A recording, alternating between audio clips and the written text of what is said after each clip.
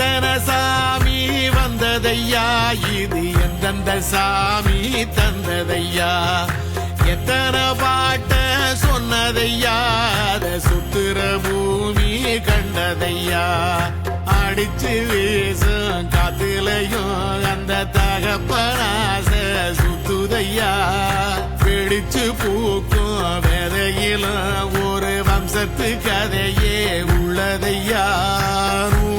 தலைமுறை சேர்ந்து சதுக்குன ஈர நலம் இது பாறையா,